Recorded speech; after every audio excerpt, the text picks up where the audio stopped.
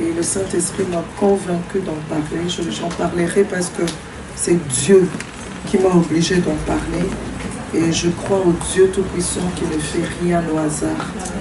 Je crois au Dieu Tout-Puissant qui connaît chacune de nous, qui connaît le besoin de chacune de nous et qui a trouvé que le moment opportun, le moment favorable était maintenant pour que cette personne reçoive la parole et pour que les choses changent, pour que les choses s'améliorent, pour que les choses aillent de l'avant, pour que enfin,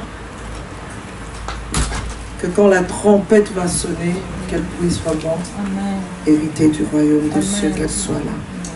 Le grand thème, j'avais parlé de l'art d'être femme. Nous sommes toutes femmes, l'art d'être femme. Mais dans l'art d'être femme, il y a plusieurs sous-thèmes. Et le thème que j'aborde, le sous-thème que j'aborderai aujourd'hui, c'est le plan de Dieu pour la femme en tant qu'épouse, mère et servante de Dieu. Le plan de Dieu pour la femme en tant qu'épouse, mère et servante de Dieu. La première fois que le mot femme a été utilisé dans la Bible, c'est dans Genèse 1 au verset 22. La première fois que ce mot a été utilisé, nous disons toujours je suis une femme, elle est une femme, nous parlons de la femme. D'où vient-elle? D'où vient ce mot femme? Qui est l'auteur de ce mot? Qui a créé la femme? Je crois que c'est très important de comprendre ces choses parce qu'on ne peut pas s'épanouir, on ne peut pas donner le meilleur de soi-même quand on ne sait pas au départ qui on est, d'où on vient et où on va. C'est difficile, on peut tout faire, mais quand on ne sait pas qui on est, quand on ne sait pas d'où on vient, c'est très difficile de trouver l'épanouissement. C'est très difficile de donner un sens à sa vie. Alors, dans Genèse 1, 22, la parole de Dieu nous dit ceci. Dieu créa l'homme à son image. Il le créa à l'image de Dieu. Il créa l'homme et la femme. Il créa l'homme et la femme. Et c'est à ce moment-là, c'est la première fois que le mot femme apparaît dans la Bible. Et c'est dans le chapitre 2, du verset 21 au verset 23, que la Bible nous parle de la formation de la femme et de l'origine de son nom. Genèse 2, 21 à 23. Alors, je lis au nom de Jésus, alors l'Éternel Dieu fit tomber un profond sommeil sur l'homme qui s'endormit. Il prit une de ses côtes et referma la chair à sa place. L'Éternel Dieu forma une femme de la côte qu'il avait prise de l'homme. Donc nous comprenons que c'est Dieu qui a l'origine.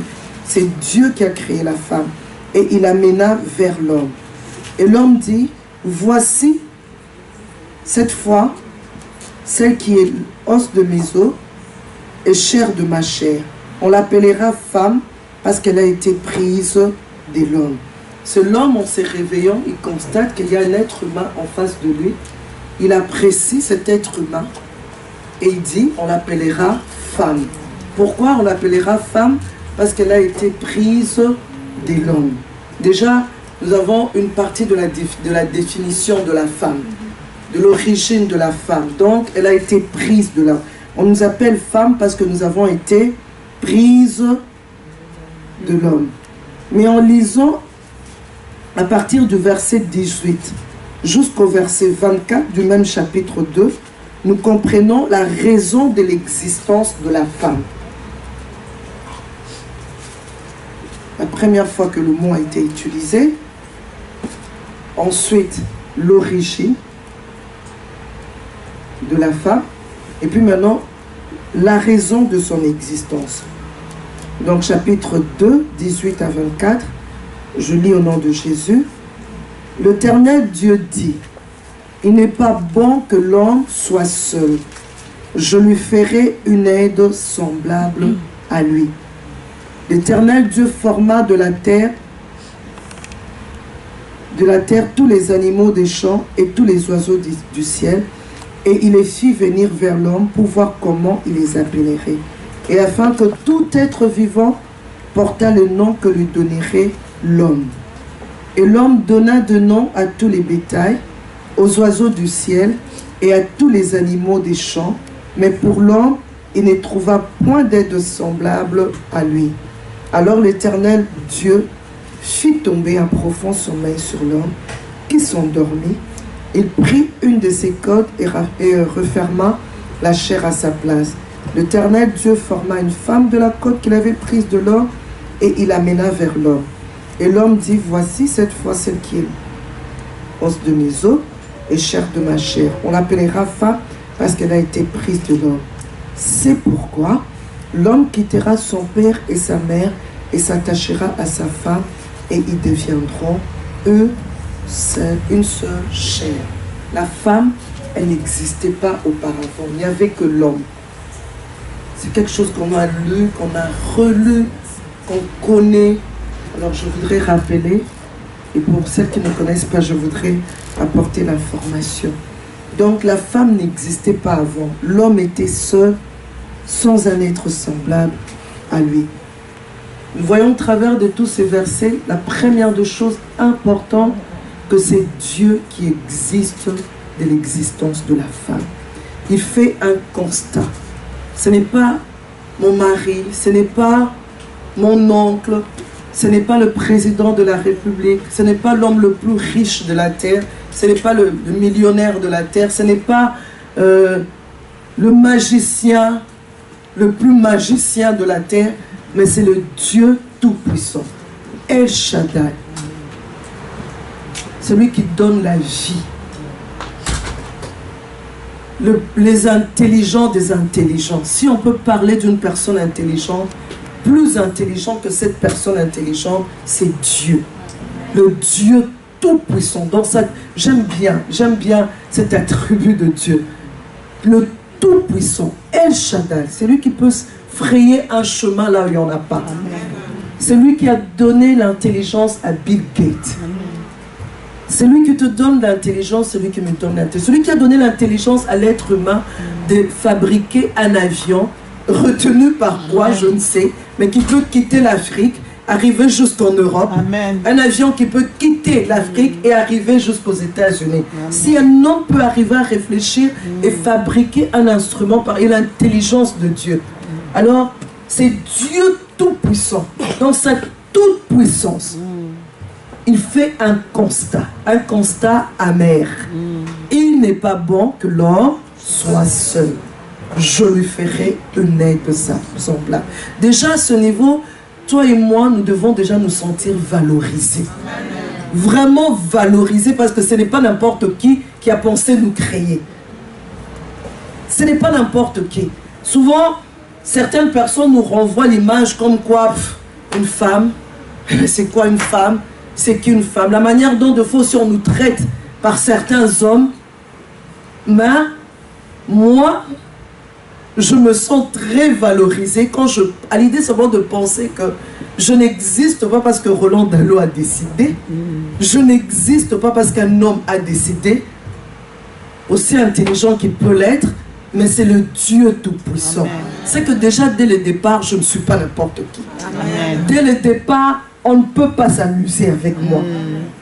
Dès le départ, ma vie a un sens. Parce que c'est le Tout-Puissant qui a décidé. Le Tout-Puissant. Et il sait ce qu'il fait. Et ce qu'il fait, c'est toujours parfait. Et c'est toujours bien. Donc, sens-toi déjà valorisé. Et Dieu, comme c'était un Dieu intelligent, et c'est un grand stratège, il se dit, si je crée la femme, comme j'ai créé l'homme, non, il y aura peut-être des problèmes. Ils vont se chamailler, ils vont chercher à savoir qui est chef, qui n'est pas chef, qui est qui. Alors, ce que je commencerai par faire, je commencerai d'abord par conditionner l'homme, mettre l'homme dans une telle condition qu'il réalise qu'il a besoin de quelque chose. Amen. Que quelque chose lui manque. Qu'il comprenne qu'il est dans le besoin de cette chose-là. Dieu, il fait le constat, il dit, Il n'est pas bon que l'homme soit seul. Mais les phrases qui suivent après, Dieu ne dit pas directement, allez, je prends la terre, je fais la boue, la femme elle existe, homme, prends la femme. Non, non, non, non, non. Dieu nous connaît très bien. Amen. Il connaît bien. Il nous connaît très bien. Qu'est-ce qu'il fait? Il fait venir les animaux. Il les amena vers l'homme et il demanda à l'homme de donner les noms à chaque animal. Et c'est à ce moment-là que l'homme constate. Avant lui-même, il n'avait pas constaté. Avant ça, il n'avait pas constaté. Et c'est à ce moment-là que l'homme constate, tiens, pour les animaux, c'est couple, couple, couple. Mais tandis que pour moi, il n'y a pas de couple, je suis seul. Et ils ont le besoin d'être aussi accompagnés. Oh, j'aime beaucoup la parole de Dieu. Notre Dieu, il est bon. Et c'est la même chose. Et juste aujourd'hui, Dieu agit de la même manière avec nous. Dieu connaît nos besoins. Il connaît très bien nos besoins. Souvent, j'aimerais te dire, tu n'es pas ici par hasard. Amen. Il connaît très bien tes besoins. Il t'amène, il te conditionne pour que tu prennes conscience de ton besoin. Et puis, après, il te laisse décider. Amen. Après, il te laisse décider. J'aime ce que la parole de Dieu dit. L'Éternel Dieu, au verset 19, l'Éternel Dieu forma de la terre tous les animaux des champs et tous les oiseaux du ciel, et il les fit venir vers l'homme, pour voir comment il les appellerait, et afin que tout être vivant portât le nom que lui donnerait l'homme. Et l'homme donna de nom à tous les bétails, aux oiseaux du ciel et à tous les animaux de champ. Mais pour l'homme, il ne trouva point d'aide semblable à lui. Alors j'aime l'adverbe que Dieu utilise juste au verset 21. Alors, quand il fait le constat, alors, on utilise cet adverbe-là pour dire en ce moment-là, quand il constate qu'il est dans le besoin, en ce moment-là, Dieu entre en action. Est-ce que tu connais tes besoins? Est-ce que tu es conscient de ce dont tu as besoin? Tant qu'il n'y a pas une prise de conscience, il n'y a pas une prise de conscience sur ses besoins, Dieu n'entre jamais en action. Tant qu'il n'y a pas une prise de conscience sur ses besoins, Dieu n'entre jamais en action. Quand tu vis là, tu ne sais même pas pourquoi tu vis, où tu vas, tu ne comprends rien, tu ne te poses même pas des questions, Dieu n'entrera jamais en action. Mais quand il te conditionne, il t'amène la parole jusque-là, pour que tu comprennes quel est ton besoin. Et tu es conscient en ce moment-là, voilà, mon besoin c'est 1, 2, 3, 4. À ce moment-là, Dieu entre maintenant en action.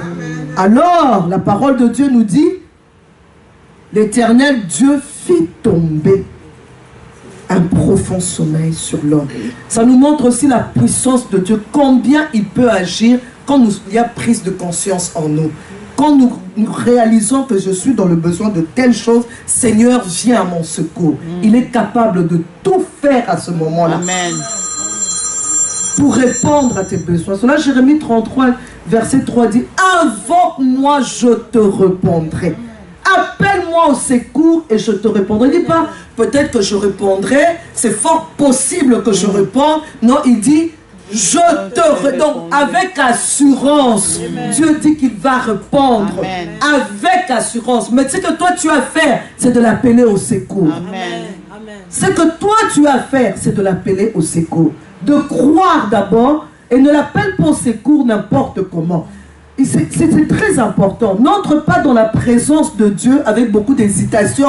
Est-ce qu'il va me répondre? Est-ce qu'il va peut-être pas me répondre? C'est comme un enfant qui va vers sa maman. Un enfant, quand il va vers sa maman pour demander quelque chose, l'enfant ne se pose pas la question, est-ce que maman peut-être peut faire ça pour moi? L'enfant va déjà avec assurance, je sais ce que je vais demander. Maman va se démerder. Maman va tout faire pour me donner ce dont j'ai besoin. Alors l'enfant vient déjà avec l'assurance que tu vas lui donner. Et c'est comme ça qu'il faut entrer dans la présence de Dieu. Parce qu'il a dit, invoque-moi, je te répondrai.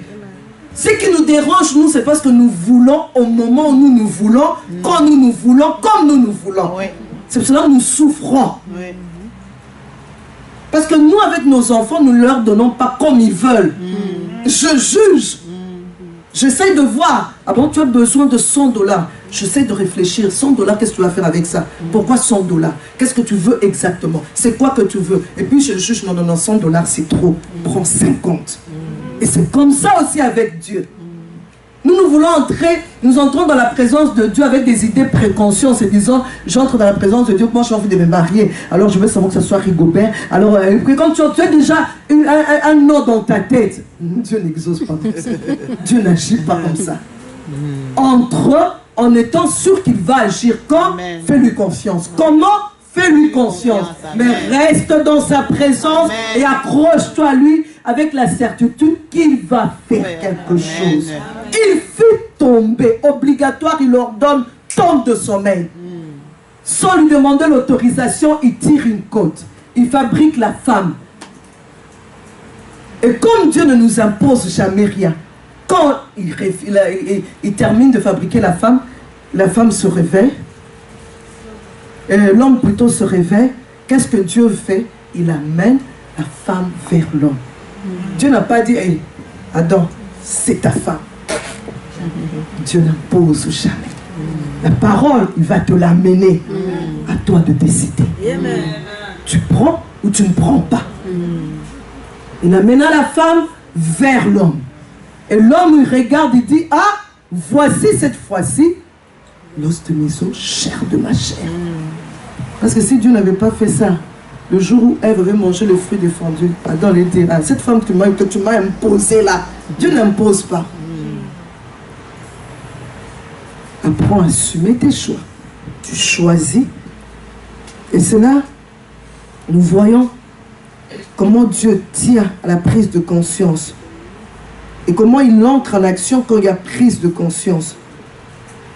Et j'aime ce passage de 1 Corinthiens 11, 8 qui nous dit, en effet, l'homme n'a pas été tiré de la femme, mais la femme de l'homme. Et l'homme n'a pas été créé à cause de la femme, mais la femme à cause de l'homme. Femme, nous voulons être épanouis. Nous voulons vivre heureuses. Nous voulons le bonheur. Qui ne veut pas le bonheur parmi nous? Toutes nous courons après le bonheur. Toutes nous voulons l'épanouissement. Toutes nous voulons être des femmes heureuses. Des femmes épanouies. Mais il n'y a pas épanouissement quand il n'y a pas mise en pratique de la parole de Dieu. Fais tout ce que tu vas faire. Dis tout ce que tu veux. Tu vas te cogner la tête contre le mur. La parole. Le vrai. Puisque c'est lui qui nous a créés. Ça ne sert à rien de se leurrer. Ça ne sert à rien de commencer à dire, bon, c'est vrai, moi, ben, je veux bien. Nous sommes dans une culture. Dis tout ce que tu veux. Dis tout ce que tu veux. Dis tout ce que tu veux. Réfléchis comme toutes les réflexions possibles.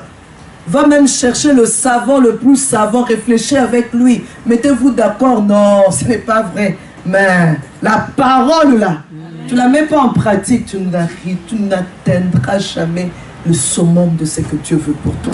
L'épanouissement dont Dieu parle là, tu ne l'atteindras pas. Il y aura toujours un semblant, et puis à un moment donné, tout s'écroule. Il y aura toujours un semblant, et puis à un moment donné, parce que seulement Dieu ne sait pas ouvrir nos cœurs. Si on pouvait ouvrir le cœur de Viviane ici, qu'on expose un peu ce qu'il y a dans mon cœur, je crois que vous tous allez vite sortir peut-être en courant ici en se disant, hey! Parce que Dieu n'expose pas les cœurs. Plusieurs d'entre nous souffrent. Plusieurs d'entre nous sont malheureuses. Elles ne se sentent pas bien. Chaque fois que tu as un sentiment d'inutilité, tu te sens inutile. Tu as l'impression, pourquoi je vis? Qu'est-ce que j'ai l'impression que je vis que pour les enfants. Je ne vis que j'ai l'impression que c'est une routine. J'ai l'impression beaucoup. Pourquoi je vis? C'est quoi? Tu te sens pas. Tu as l'impression d'être dans une bulle là. J'ai envie de sortir. C'est comme si tu faisais un voyage de 14 heures. Dans un avion, où à un moment donné, tu vas dire au pilote, excusez-moi, pourquoi vous arrêtez que je sorte un peu, je prends un peu d'air, je vais rentrer.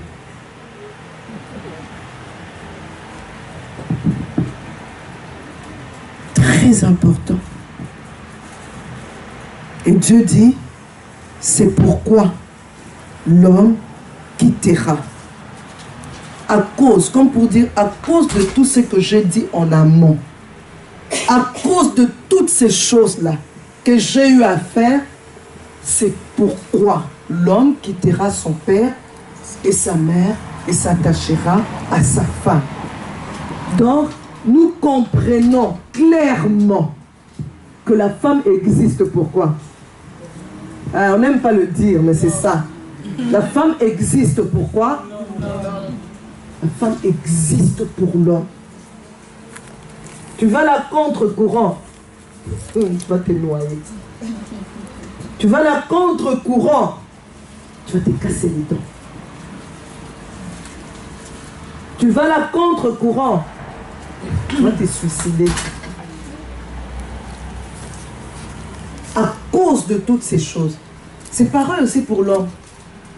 À cause de tout ça, il est obligé, lui. Il dit, c'est pourquoi l'homme quittera. Dieu ne dit pas, c'est pourquoi je suppose que si l'homme veut, il peut quitter son père ou sa mère. Non, il dit, c'est l'impératif, quittera et s'attachera. Alléluia. Amen. Et à ce moment-là, Dieu venait d'instituer le mariage. En devenant une seule chair, l'homme fait de la femme une épouse. Plus tard, une mère et aussi une meilleure servante de Dieu. Puisque le mariage vient de Dieu, c'est supposé automatiquement que la femme dans le mariage doit grandir spirituellement. La femme dans le mariage doit au jour le jour devenir meilleure chrétienne. Mais posons-nous la question, qu'est-ce qui ne va pas? Qu'est-ce qui ne fait que ce n'est pas ça la réalité? Blessure. On court après quoi? Des fois, il faut s'arrêter, se poser un peu la question, je cours après quoi? Chaque jour, je me lève le matin, je vais au travail, je cours après quoi? Je cherche quoi en fait? Quel est mon objectif ici sur terre? Moi, j'ai l'habitude de dire, quand je me réveille le matin, l'objectif est de donc tout ce que je veux faire la journée, que ça ne m'empêche pas d'entrer pour le royaume. Tout ce que je dois faire toute la journée, il faut que ça me rapproche du royaume. Parce qu'en fait, c'est ça l'objectif. C'est vraiment ça l'objectif. Parce que pose-toi la question, tu te réveilles chaque jour le matin, tu cours. Parce que posons-nous, des fois, un jour, j'étais dans un hôpital. Je regardais un peu tous les gens, comment les gens passaient avec des têtes d'enterrement. Je sens que ces personnes viennent de recevoir de mauvaises nouvelles. Puis je disais, depuis que ce monde existe, j'ai commencé à revoir un peu tous ces films sur Hitler, sur la guerre mondiale, tous ces gens qui sont morts. Et puis maintenant, nous sommes fiers, puis nous sommes, ça va passer. Une génération passe et une autre vient. Nous allons toute la passer. Comme quand nous voyons tous ces gens à l'époque d'Hitler, là, toutes ces personnes-là, c'est passé. À l'époque de Lumumba, à l'époque de Kassab, toutes ces personnes, c'est passé, c'est fini pour eux. Ben, alors, si on va passer, Seigneur, au moins que je passe, et que j'hérite du royaume des cieux, c'est pour aller en enfer, vraiment, franchement, qu'est-ce que j'ai fait? Si c'est pour aller en enfer, si c'est pour juste au moment de ma mort, faire un bilan réalisé, en tout cas zéro, je n'ai rien fait. J'ai échoué côté enfant, j'ai échoué côté mariage, j'ai échoué côté les choses importantes de la vie. J'ai échoué, Seigneur, qu'est-ce que j'ai fait vraiment? Qu'est-ce que j'ai fait? Qu'est-ce que j'ai fait de ma vie? Tu es en train de mourir comme ça, tu es en train de penser à chaque enfant. Hey. Oh. Tu penses à l'autre. Tu penses encore à l'autre. Rien de bon. Tu te regardes toi-même. Tu penses à tous les sacrifices que tu as fait chaque jour, te réveiller le matin pour faire je ne sais quoi, toi-même tu sais. Pour qu'on finisse là, en train de mourir, tu es en train d'aller en enfer. Ou bien, tu réalises que Seigneur, et j'aurais dû profiter au maximum de la vie en mettant ta parole en pratique et en expérimentant vraiment ce que toi tu as mis en moi, dans la femme pour ce monde. Oui, je préfère.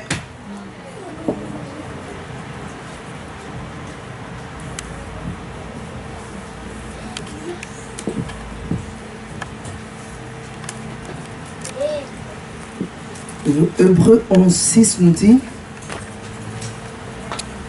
or, sans la foi, il est impossible de lui être agréable, car il faut que celui qui s'approche de Dieu croit que Dieu existe et qu'il est le rémunérateur de ceux qui le cherchent.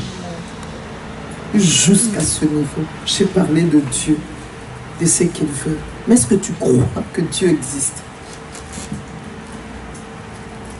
Tu as reçu peut-être un mot, tu as regardé peut-être sur Facebook, je ne sais pas comment tu es arrivé ici. Mais tout ce dont je suis sûr, ce n'est pas un hasard, c'est l'Esprit qui t'a amené jusqu'ici. J'aimerais te poser la question, est-ce que tu crois que Dieu existe? Si tu crois que Dieu existe, alors comment ça se fait que tu ne fais pas de ces vérités, les réalités de ta vie? Si tu crois, parce que la Bible dit, or, sans la foi, il est impossible de lui être agréable. Ce qui est agréable à Dieu, c'est lorsque tu as la foi. Or, la foi est une ferme assurance de choses qu'on espère. Mais qu'est-ce que tu espères? Tu es marié, tu es vraiment dans les négligeables. Quoi? L'argent. Ah, tu espères avoir beaucoup d'argent. Qu'on dit, or, la foi est une ferme assurance de choses qu'on espère. Mais en premier, le royaume des cieux. Je veux entrer au paradis. Je veux le royaume des cieux. Pour rien au monde, j'accepterai que qui que ce soit ou que quoi que ce soit ne m'éloigne de cela. Mets ça en premier. Cherchez premièrement le royaume des cieux et tous les restes. Oh Dieu. Dieu a beaucoup de travail avec nous. Et tous les restes vous sera donné par-dessus tout. Tu cours après quoi? Tu veux quoi? J'aime bien les anglophones quand ils demandent what do you want? Qu'est-ce que tu veux? Si on te pose la question, qu'est-ce que tu veux? Que les enfants terminent l'université. C'est ce que tu veux, vraiment. Puisque quand ils vont terminer l'université, on va te demander qu'est-ce que tu veux encore. Qu'ils se marient. Quand ils vont se marier, on va te demander qu'est-ce que tu veux. Les petits-enfants.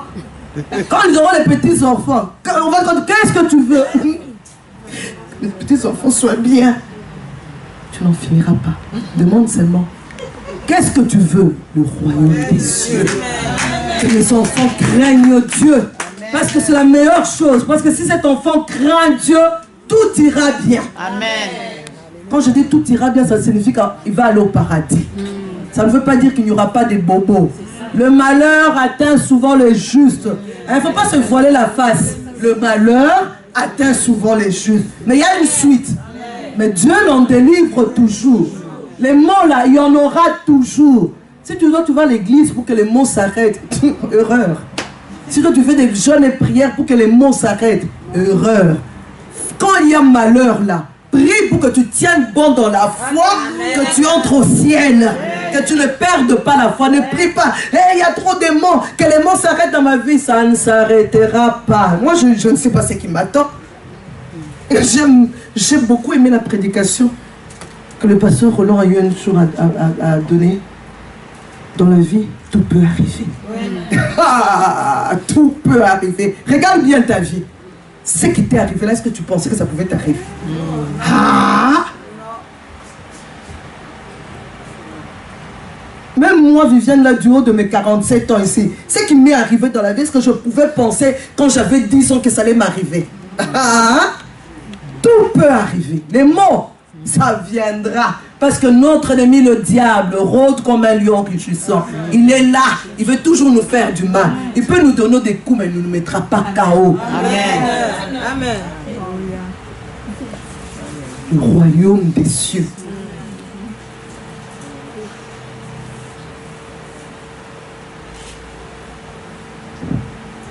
agréable à Dieu. Sans la foi, il est impossible de lui être agréable. Il est le rémunérateur de ceux qui le cherchent. Toi, tu le cherches pourquoi? Pour appeler ça un bijou. Pour qu'il te donne un homme. Pour qu'il te donne des enfants. Mais demande à toutes ces personnes qui ont eu des enfants. Oh, nous allons faire une micro-balade, maman. Depuis que vous avez eu des enfants, vous êtes arrivé au paradis? Pas encore. Ah.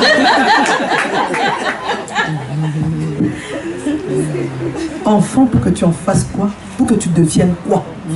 Mari, pour que tu en fasses quoi? Pour que tu deviennes quoi? Argent, pour que tu en fasses quoi? Pour que tu deviennes quoi? S'il n'y a pas Dieu dedans, mille luna mille. Amen. Pleurs sur pleurs. À nous les femmes. À nous les femmes. Oh Seigneur, je vais avoir 4 enfants. Oh mon Roland. Hein? Quand tu dis 4 enfants, tu sais ce que c'est? Tu as lu la Bible?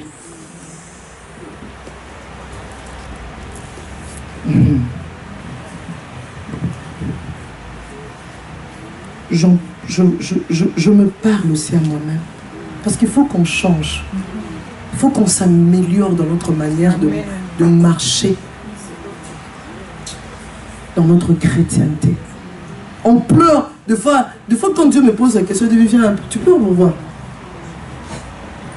Et qu'est-ce que ça fait? C'est quoi, Viviane? Des fois, Dieu même me dit, il cite les noms d'une personne. Tu penses que tu souffres plus que cette personne-là? Si cette personne a tenu,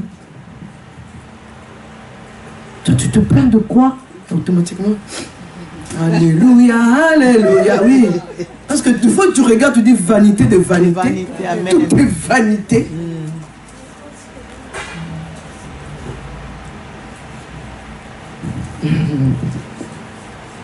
Et j'aime ce que Romains 3 à 4 dit. Romains 3 à 4. Je suis en train de méditer encore dans le livre de Romains. J'aime beaucoup ce livre. Je vais aller faire des études. Je reprends encore. Et quoi?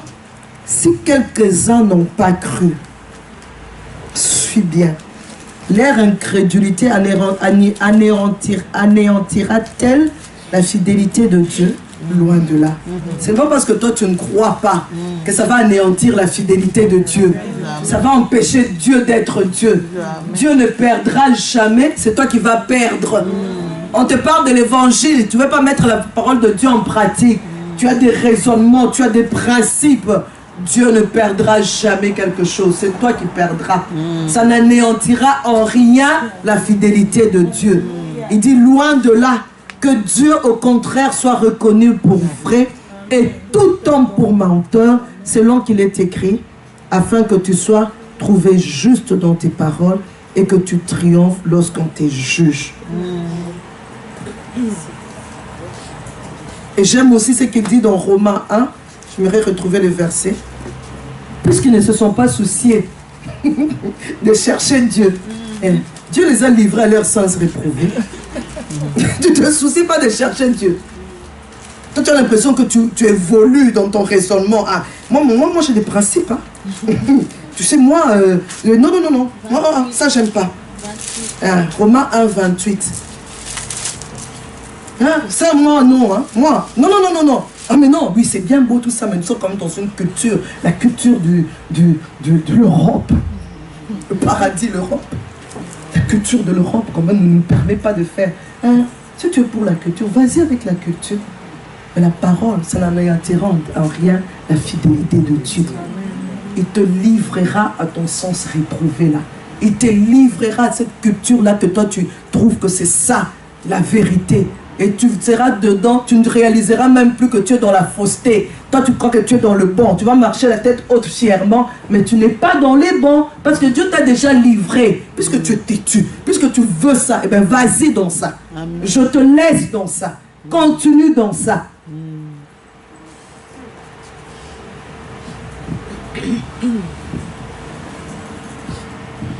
Le Saint-Esprit, il veut nous amener dans la volonté parfaite de Dieu. Alors, quelle est cette volonté de Dieu Quel est ce plan de Dieu en tant de la femme en tant qu'épouse?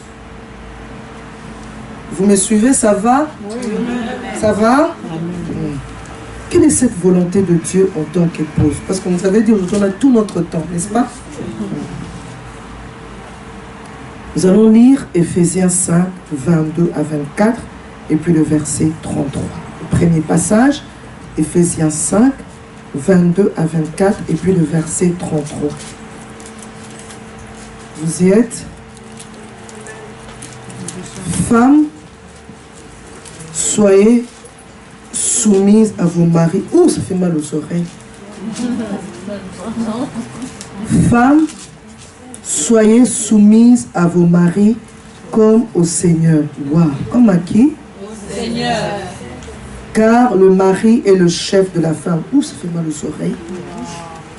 Car le mari est le chef de qui? De la femme. Comme qui? Qui est son corps et dont il est le sauveur. Or, de même que l'Église est soumise à Christ, qu'est-ce que les femmes doivent faire? Les femmes aussi doivent l'être à leur mari en toutes choses. En certaines choses, non.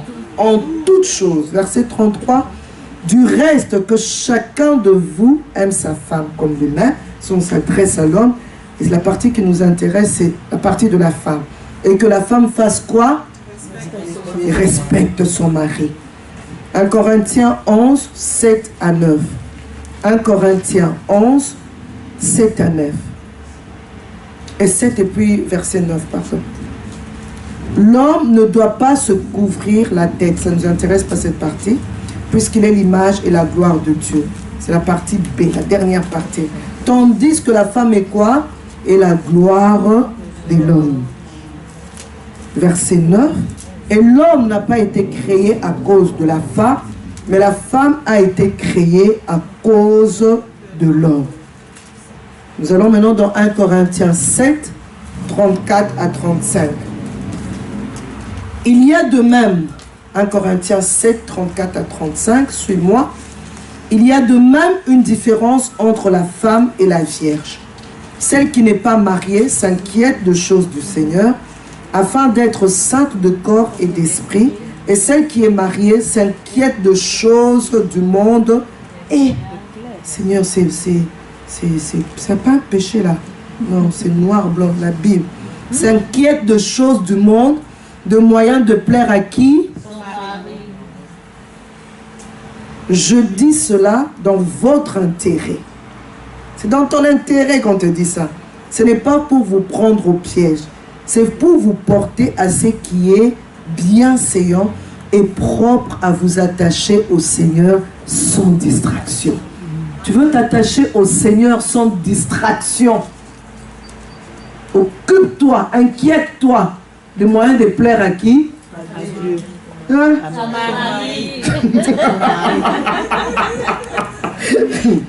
De plaire à qui? À son mari.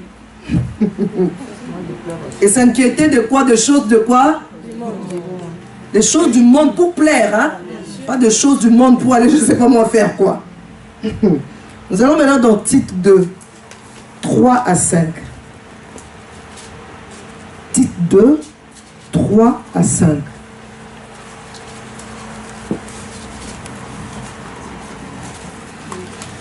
Dit que les femmes âgées doivent avoir l'extérieur qui convient à la sainteté. C'est des femmes âgées ici, n'être ni médisantes, ni à donner au vin, qu'elles doivent donner de bonnes instructions dans le but. Ah, c'est là vraiment.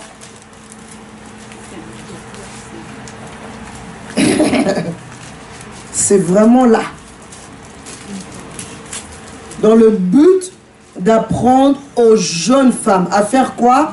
À aimer leur mari et leurs enfants, à être quoi encore? À être retenues, chastes, et à faire quoi? Occuper aux soins domestiques. Occuper aux soins domestiques, bonnes, et puis quoi? Soumises à leur mari. Pourquoi? La parole de Dieu ne soit pas Quand tu ne fais pas ce qui vient d'être cité, que la parole de Dieu elle est faite quoi? blasphémée. Non. Quelle responsabilité nous les femmes nous avons? Quand nous ne faisons pas ces choses-là, la parole de Dieu, elle est blasphémée. Alors quand la parole de Dieu est blasphémée, est-ce que tu es agréable à Dieu? Non, non. Tu pourras faire 100 jours avec maman, 100 jours de jeûne et prière. Aucun changement. Aucun changement. Tu pourras même arrêter de mettre des bijoux pendant 100 ans. Ah, il n'y aura rien. Agis de manière à ce que la parole de Dieu ne soit pas blasphémée. Alors, d'après ces passages, le plan de Dieu pour l'épouse, est qu'elle soit soumise à son mari comme l'Église l'est envers Christ. Que la femme soit soumise. Tu aspires au mariage. Tu es marié. Peut-être que tu es une femme seule, âgée. Alors forme les autres femmes. Forme les jeunes femmes.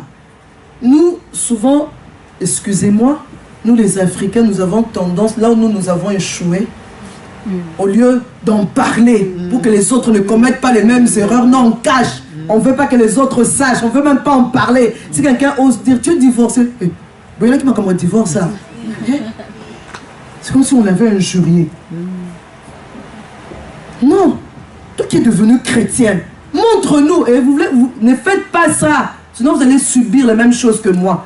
Tu as été une jeune fille, tu t'es amusée avec les garçons. Tu t'es convertie. On parle. Prépare les autres jeunes filles. Dis-leur attention. Ne faites pas comme ça. Tu t'es mariée, tu n'étais pas chrétienne. Ne faites pas comme moi. Moi, je me suis mariée, je n'étais pas chrétienne. Si c'était à recommencer, je mettrai en pratique la parole de Dieu. Parce que chacun de nous assume ses choix. Les conséquences de ses choix. Mais nous, on veut tout cacher, on veut tout garder, hein, vraiment, hein. Au lieu de te lever comme une armée, de lever très haut l'étendard de Christ en disant la vérité tout haut, voilà. C'est que la parole de Dieu dit, voilà ce que je t'ai, voilà les erreurs que moi j'ai eu à commettre. Ne faites pas comme moi. Ne faites pas comme moi. Au début de mon mariage, je me suis posé beaucoup de questions. Je regardais mes parents, je regardais autour de moi. Je me dis, est-ce que c'est vraiment possible d'être épanoui dans le mariage? Je ne suis pas ces mascarades, quelqu'un avec des mèches jusque-là, bien maquillé. Ah, c'est faux tout ça. Le cœur là, qu'est-ce qui se passe? Comment on vit là? Les habillements là, c'est rien tout ça là. Amen. Des gens bien habillés, mais va chez elle. Ouh! Je me disais, Seigneur, est-ce que c'est vraiment possible? Je regardais ma mère, je disais, ah, Seigneur, qu'est-ce qui fait que ça n'a pas marché? Il y en a qui font même des sentiments dans le genre, quand ils me parlent des parents, ses parents sont toujours parfaits, excuse me. J'ai joué, dit, moi mes parents n'ont pas réussi dans leur mariage, voilà, moi maintenant je vais tirer des leçons. Qu'est-ce qui n'a pas marché? Qu'est-ce qui a marché? Moi je ne ferai pas la même chose. Moi je parle clairement à mes filles. Je ne suis pas parfaite, mes filles.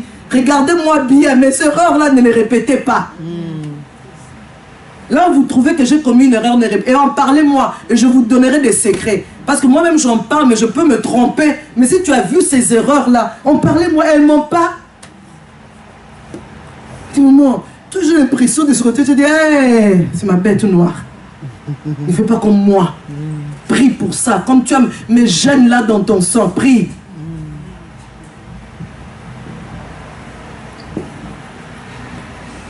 Dieu a établi un ordre parfait. Parfait. L'homme est là, la femme est là. Ça ne sera jamais le contraire. Même si, je ne sais pas, tu deviens la présidente de la France. Sache avec ton gros titre là, l'homme là-bas, toi en bas. Et toutes les ambitions que tu veux avoir. Mais une fois marié là, parce que tu te maries, il faut se poser la question, tu te maries pourquoi? Pour être épanoui, mais tu te maries seulement pour le sexe. Le sexe là qui... Quand je pense à une maman ouvrière qui avait été... toi, tu te maries pour le sexe. Oh, à un moment donné, ça devient... Tu vas te démarrer comme... Ça ne démarre plus comme avant. Tu vas te suicider. Hein? Parce que le sexe, là, c'est pas toujours ça. Ce n'est qu'une petite partie. Vraiment, c'est plutôt les autres choses là qui font des problèmes globaux et totaux. Ou quand on te parle, la personne devant qui tu t'es exposé, devant qui tu t'es exprimé avec relâchement, parce que les personnes qui nous connaissent, ce sont nos maris. Ma mère ne me connaît pas, elle ne m'a pas vu me relâcher moi. Mais lui là, il me connaît. Quand je suis vraiment, je suis Viviane, quoi. Et puis tu sors une phrase là, tu commences à regretter pourquoi je m'étais relâché là-bas.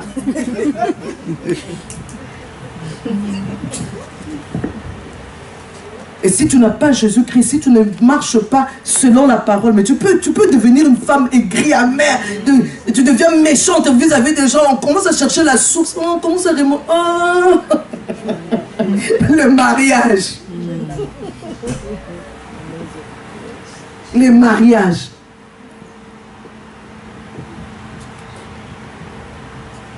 Parce que tu veux te marier, pourquoi? Si tu veux te marier, dis-toi, je me marie pour être soumise. Je me marie pour aimer cet homme. Je me marie pour m'inquiéter des choses du monde pour chercher à lui plaire. En servant Dieu. Là, vraiment, tu vas bien servir Dieu. Amen. Parce que si tu te maries pour aller prouver je ne sais quoi. Aïe, aïe, aïe, aïe, aïe. Tu veux prouver? Même nous là qui sommes déjà mariés, nous qui cherchions toujours la prouver, ça ne sert à rien. Vous n'avez jamais remarqué, il gagne toujours. Oui. Ah, il gagne toujours. Parce que ça a été établi comme ça par Dieu. C'est pour ça que lorsque nous allons dans le passage de Genèse 3, quand Ève a péché, Dieu maudit. Il dit, Ève, tes désirs se porteront vers ton mari, mais il dominera sur toi. Le Dieu tout-puissant, il a donné un ordre, il dominera. Et quand on dit tes désirs se porteront, donc tu auras des désirs pressants de le contrôler, mais sache qu'il dominera. Amen. Pressant de dire, moi je ne veux pas ça, moi je vais... Tu verras, moi si je suis un quelqu'un ici. Tu es un quelqu'un. Quand vous allez vous retrouver sous les lits là, il domine encore. Maintenant, montre qu'il est quelqu'un. Vous n'avez jamais remarqué sur ce plan-là, quand c'est toi qui mène, ça ne marche pas tellement bien. Il faut que lui mène. Comme ça a un sens. Donc, la Bible dit le matériel didactique, ça ne nous enseigne pas. Regarde, observe seulement toutes ces choses-là. Alors, rentre seulement dans la parole, mais la parole de Dieu en pratique. Amen. La soumission. Dieu a établi. Femme, apprenons à être soumise en toutes choses. C'est la seule chose pour laquelle tu ne peux pas être soumise quand il te demande de pécher contre Dieu. Là, je ne veux pas me soumettre parce que tu me demandes de pécher contre Dieu.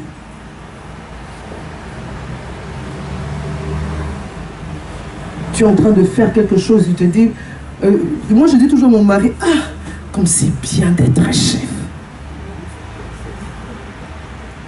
Moi, je peux tout arrêter, me dire, Viviane, ok, nous devons aller rendre visite à papa en Boutafeli parce qu'il a été opéré. Si tu peux t'apprêter, tu veux lui dire, tu ne m'as pas demandé mon programme à l'avance et tout. Je dis, on ira à quelle heure? Dans mon cœur, je suis en train de me dire, Seigneur, je commence déjà à descendre. Je descends déjà moi-même. À quelle heure? À 16h. Ah, à 16h, moi j'avais un programme. C'est quel programme tu avais? Je dis, on devait se retrouver avec les femmes pour un moment de prière. Si c'est un moment de prière, c'était vraiment bien bouqué. Mais si c'est pour aller, je ne sais pas moi, rendre visite à tel ou bien, je ne sais pas moi, tu voulais dormir. Tu ne vas pas dormir. Soumets-toi. Je dis, ok, je m'apprête, on y va. Et lui se sent au même homme. La gloire de Dieu tombe sur lui, on en parlera.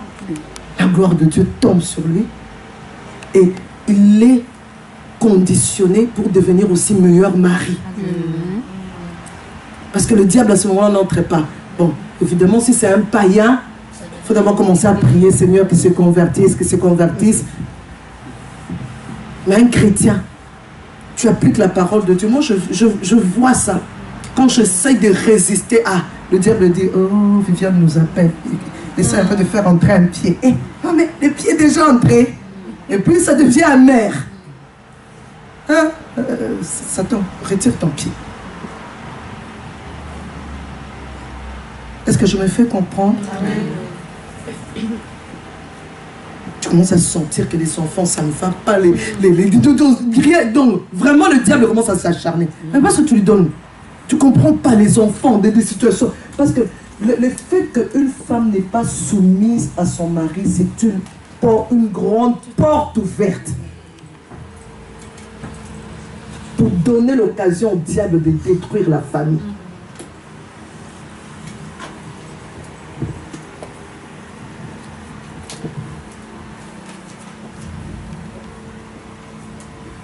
Le devoir d'une femme, c'est de se soumettre à son mari.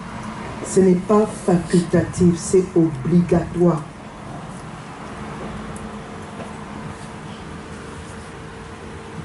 Proverbe 14, 1 dit, la femme sage bâtit sa maison et la femme insensée la renverse de ses propres mains. Ce n'est pas une phrase dite en l'air où Dieu ne réfléchit pas, il somnolait et puis il a dit la femme sage bâtit sa maison. Non. Pas n'importe quelle femme.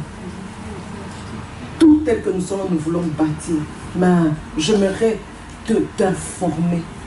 Ce n'est pas donné à toute femme de bâtir sa maison. Tu peux le réciter du matin au soir. 6 heures du matin, tu prends un stylo, tu prends un grand carnet. La femme sage bâtit ma maison. Moi, je bâtis ma maison. Tu ne bâtiras pas tant que tu ne seras pas une femme sage. Et être une femme sage, c'est une femme qui craint Dieu. Parce que la crainte de Dieu, c'est le commencement de la sagesse. Juste un commencement. Quand tu acceptes Jésus-Christ comme Seigneur et Sauveur, là, ça commence. Mais maintenant, pour que ça grandisse, la sagesse, là, sois une femme de la parole. Sois une femme qui lit la parole et qui met la parole de Dieu en pratique, sans marchander la parole. Pas tu es une grande menteuse, tu mens ton mari, tu le trompes en pensée. Il y a plusieurs femmes dans les entretiens que nous faisons. Plusieurs femmes, elles couchent avec des hommes dans sa tête. Elle trompe son mari dans sa tête. Une menteuse, toujours en train de chercher à justifier quelque chose en mentant. Et puis dit, si tu ne dis pas ça, ça crée des problèmes ici. Mais tu mens. Le père du mensonge, c'est le diable. Tu invites les diables chez toi. Tu invites les diables chez toi. Selon on dit, c'est la femme sage qui bâtit. Tu n'es pas sage, sache que tu ne bâtis pas. Prépare toutes les sauces possibles, le poisson suspendu, je ne sais pas comment on l'appelle. Ça ne va rien faire pour ton mariage. Tu peux bien tourner la hanche là au lit, ça ne va rien faire. Il va se réjouir, il va jouir, mais l'épanouissement là, tu ne l'auras pas. Tu ne l'auras pas. Femme sage, celle qui craint Dieu, c'est elle qui va bâtir. Alors, si tu es une femme sage, tu as la crainte de Dieu, souviens-toi. Tu es une jeune fille sage, prépare-toi à cela. Tu n'es pas encore mariée, tu aspires au mariage. Prépare-toi à cela, Seigneur, apprends-moi à être soumise. Regarde seulement avec tes parents, regarde avec tes amis, regarde seulement avec la hiérarchie là où tu travailles. Ton niveau de soumission, il est comment? À l'église, par rapport à la hiérarchie de l'église, ton niveau de soumission, comment déjà te préparer? Je dis, moi, pour être soumise, j'ai un problème. Commence déjà à prier pour ça. C'est la vérité.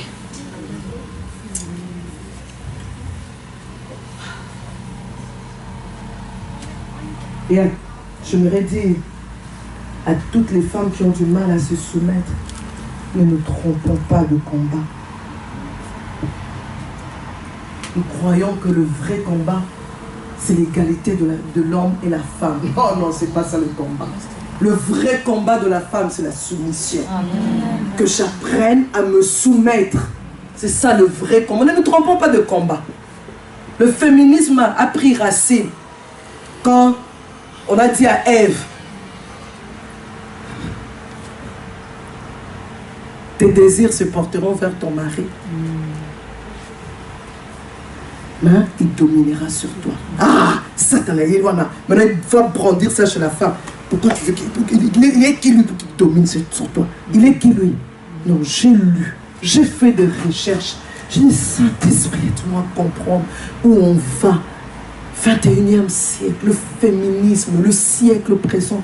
Romains 12, 2 nous dit, ne vous conformez pas au siècle présent. C'est un verset qui existe. Il y a, quand Dieu a inspiré, parce que la Bible, c'est la parole inspirée par Dieu. Alors déjà, à cette époque-là, Dieu en parle. Et nous vivons maintenant le siècle présent. Nous voulons tout faire comme le siècle présent. Le féminisme, ce n'est l'égalité de l'homme et la femme. Il faut que la femme aussi, la femme, mais ça vient d'où? Ça vient d'où? C'est écrit où dans la Bible? Le diable veut nous éloigner par rapport à notre responsabilité. Il sait que le point, je peux parler ainsi, hein, le point focal de la famille, c'est la femme. C'est le pilier de la femme. Alors il faut la déplacer. Il faut la distraire. Elle doit travailler du matin jusqu'au soir. Mais qui s'occupe de l'éducation des enfants? Qui s'occupe de la maison? C'est que nous entendons dans le translate. C'est que nous entendons, c'est que les enfants nous disent. Tu es là, tu ne sais même pas tes enfants. Des vergers par qui les gens qui se restent avec tes enfants à la maison. Là où tu vas les confier. Qu'est-ce qu'on fait avec les enfants à la crèche? D'abord, essayons un peu de réfléchir. Bon, je dévance un peu. Essayons un peu de réfléchir. Je laisse mon bébé là. Parce que je dois la carrière. Or, Dieu a établi les choses. Il a dit, quand il a maudit l'homme, tu mangeras à la sueur de ton front. Vous verrez que Dieu a chaque fois maudit par rapport à la responsabilité de chacun. Tu mangeras à la sueur de ton front. Parce que c'est supposé que celui qui doit suer pour nourrir la famille. La femme du proverbe 31, elle aide, elle soutient. Mais maintenant, ce n'est pas ce que nous voyons. La femme aussi veut amener comme l'homme. Elle veut faire comme l'homme. Alors, elle aussi, elle sort comme l'homme. Mais qui va rester s'occuper des enfants? Ces bébés-là que tu amènes à la crèche. Et puis, ce qui est étonnant, nous les chrétiens. D'abord, spirituellement, tu n'es même pas forte spirituellement. Tu n'es pas une femme de prière. Le travail te fatigue, te casse. Oui. Tu vas déposer l'enfant. Tu déposes l'enfant entre les mains d'une inconnue. Elle est qui, cette inconnue-là? Quel est l'état de son âme? Tu ne sais pas. Objectif, carrière. Je dois avoir l'argent. L'argent pour faire quoi? Objectif carrière, ce n'est pas mauvais, il y a une nuance, hein? Comprenez-moi bien. Je vais là-bas, je travaille de 7 heures, je sors à 7 heures, je reviens à 17 heures. Les enfants sont entre les mains des inconnus. Qu'est-ce que ces inconnus font aux enfants? Et ce qui est triste, c'est pas quand ils sont en bas âge que tu vas constater les choses. C'est quand on commence à atteindre 16 ans, 10, 15 ans, 16 ans, 17 ans, on commence à réaliser, mais cet enfant ici, l'enfant ne t'amène qu'amertume, blessure. Tu commences à constater, tu te dis, Seigneur, cet enfant me sorti de mon ventre. Hein? Parce que ce qui a été fait dans cet enfant, le diable, lui, ne se repose pas. Hein? Lui, il ne se repose pas, c'est le diable.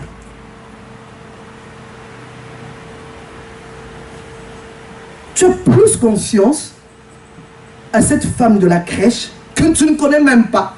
Tu ne sais pas ce qu'elle fait la nuit. C'est une sorcière. C'est quelqu'un de bien. L'essentiel, c'est seulement que l'enfant est quelque part. Hein? Entre les mains de quelqu'un. Mais mourir pour une personne, c'est être aussi vivant, mais spirituellement zéro. Il n'y a rien.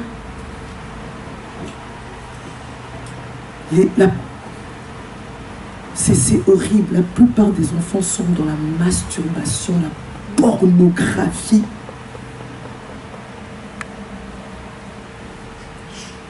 Dieu nous donne la possibilité, nous qui nous plaignons de nos maris, Dieu te donne des hommes. Mais qu'est-ce que tu en fais? Tu reproduis. Tu ne réalises même pas que Dieu te donne la possibilité à toi maintenant. Allez, produis des vrais hommes. Produis des vrais filles, non? Nous reproduisons nos maris, nous nous reproduisons nous-mêmes. Et quand aussi ils vont se marier, oh, Problo, Globo et Toto. Et c'est une chaîne. Le diable nous distrait.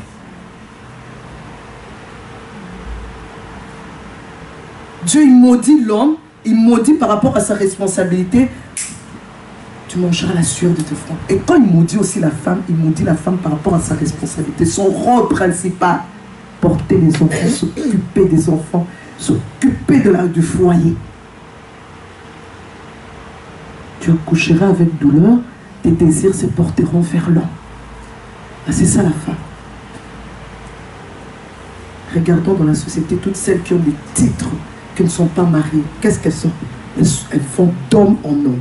D'homme en homme. Celles qui connaissent le régime ancien du président Mobutu, toutes ces femmes qui avaient des titres. J'ai essayé de faire certaines études sur leur vie. La plupart, hommes, elle allait d'homme en homme. Pourquoi? Elle ne peut pas aller en contre-courant, c'est sa nature. Il faut que quelqu'un l'aime, il faut qu'elle soit dans un foyer. Les titres là, sans ça, ça ne marche pas.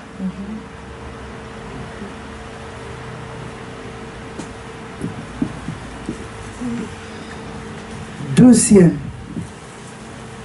chose, j'ai parlé de la soumission, que la femme respecte son mari. Que la femme respecte son mari.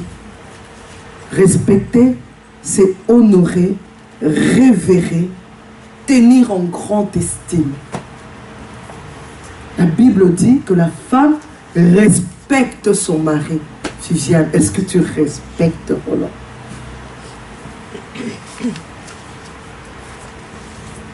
Est-ce que tu le respectes? Respecter quelqu'un, ce n'est pas le mépriser. Respecter quelqu'un, c'est tenir compte de lui. Mais combien de femmes ne tiennent pas compte de leur mari? Elle fait ce qu'elle veut, c'est mon argent. J'envoie à ma famille comme je donne à ma famille comme je veux, c'est mon argent. Aucun respect vis-à-vis de l'homme, c'est mon argent, je fais ce que je veux. Mais après, nous cherchons la bénédiction de Dieu sur nos enfants. Mais nous-mêmes, on renverse. La femme sage bâtit sa maison, mais l'insensée, elle renverse de ses propres mains. Mais dommage, on ne fait jamais la liaison de cause. Il faudra déjà oublier. On oublie que non, toi-même la cause de tes malheurs. Parce que la faute n'est jamais du côté de Dieu. On a dit que la famille. Parce que tu peux mettre que la famille, c'est maillot. Tu peux mettre que parce que la Bible le bien protéger la vie, on peut nous toucher, mais on ne peut pas nous anéantir. Et moi, quand quelque chose m'arrive, on va rouler. Après, il y a quelqu'un qui me dit ça. Je ne sais pas ce que j'ai fait, mais Seigneur, si c'est une épreuve comme Job, Job n'avait rien fait, mais c'était une preuve. Seigneur, donne-moi de vaincre cette épreuve-là. Mais que je commence à dire, Nzambe, pour la nini, pour la nini, Nzambe qui t'a une explication. Pour la nini, c'est toi-même. Pose-toi la question, réfléchis sur ta vie, réfléchis, pose-toi des questions. Qu'est-ce que je n'ai pas fait par rapport à la parole? Bon, si tu vois que non, côté parole, en tout cas, c'est bon, tu dis Seigneur, alors c'est que toi, tu permets cette preuve aussi. Aide-moi, parce qu'il y a la tentation, il y a l'épreuve. Si tu es tombé dans la tentation et qu'il y a des conséquences de cette tentation-là, réponds-toi. Quand c'est une preuve où Dieu veut fortifier ta foi, accroche-toi au Seigneur.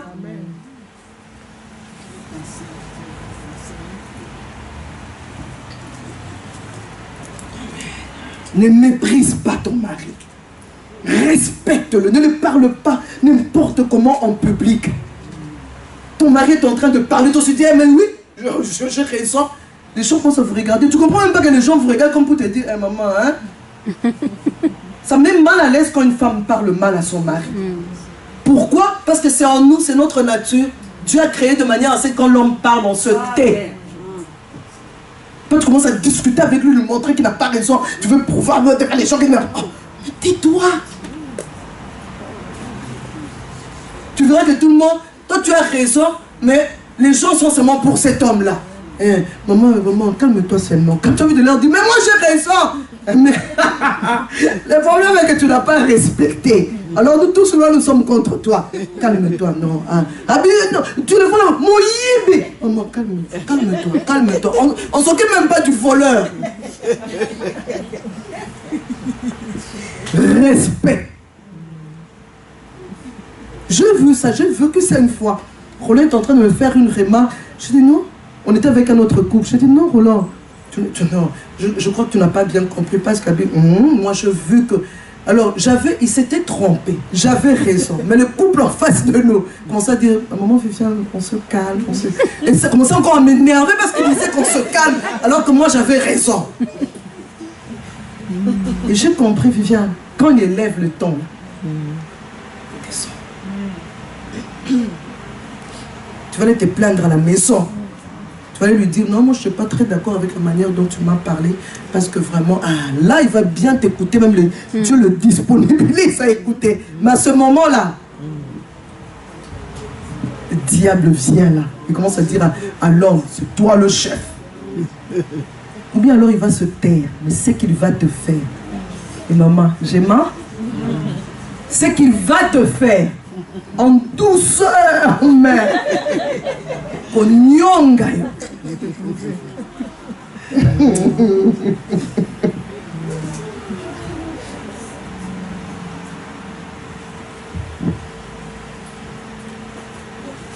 La troisième, maman, fais-moi signe quand je dois m'arrêter. On va s'arrêter, on va s'arrêter.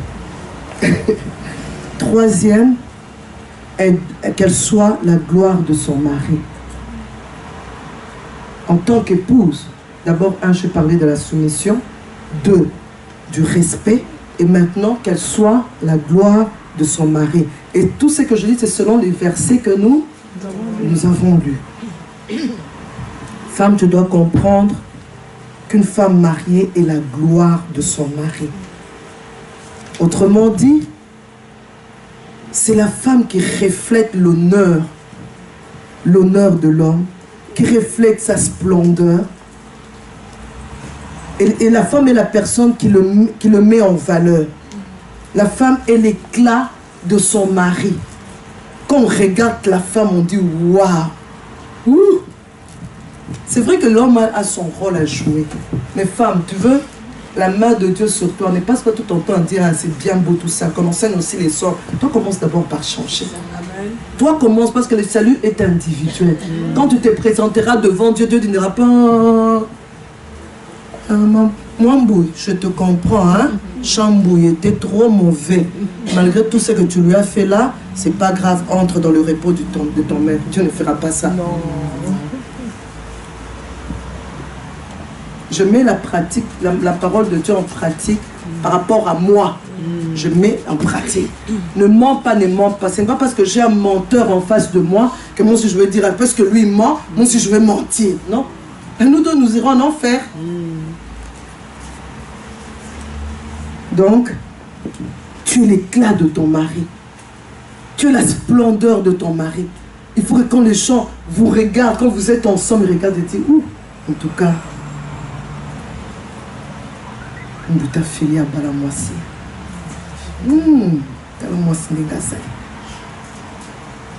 Parce qu'on sait voir comment elle reflète la gloire de son mari. Respect, soumission.